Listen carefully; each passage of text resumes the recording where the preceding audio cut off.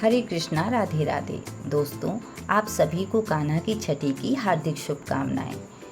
आज कान्हा की छठी के शुभ अवसर पर शुभ फलदायी लड्डू गोपाल की कथा का श्रवण करेंगे हम। तो वीडियो शुरू करने से पहले अगर आप चैनल पर नए हैं तो चैनल सब्सक्राइब कर लें। नए वीडियो की जानकारी चाहते हैं तो बेल आइकन का बटन प्रेस कर दें और वीडियो लाइक करना व शेयर करना ना भूलें। तो चलिए शुरू करते हैं पौराणिक कथा।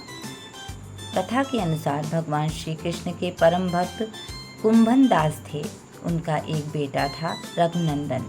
कुंभन दास के पास भगवान श्री कृष्ण का एक चित्र था जिसमें वह बांसुरी बजा रहे थे। कुंभन दास हमेशा उसकी पूजा में लीन रहते थे। वो अपने प्रभु को कभी भी कहीं छोड़कर नहीं जाते थे।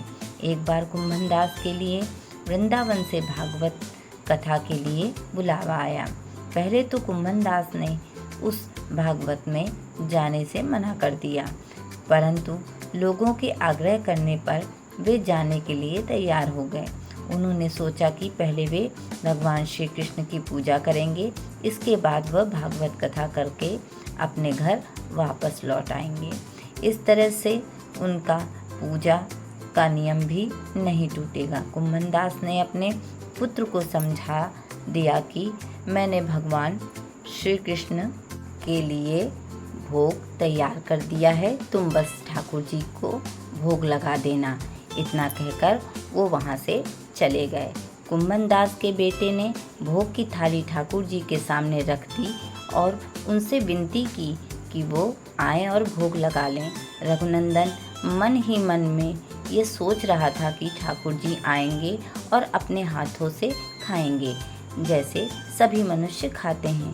कुंभन दास के बेटे ने बार बार भगवान श्री कृष्ण से आकर खाने के लिए कहा, लेकिन भोजन को उसी प्रकार से देखकर वो निराश हो गया और रोने लगा। उसने रोते रोते भगवान श्री कृष्ण से कहा कि भगवान आकर भोग लगाइए। उसकी पुकार सुनकर ठाकुर जी ने एक बालक का रूप रखा और भोजन के लिए बैठ गए, जिसके बाद रघुनंदन के चेहरे पर मुस्कुराहट आ गई।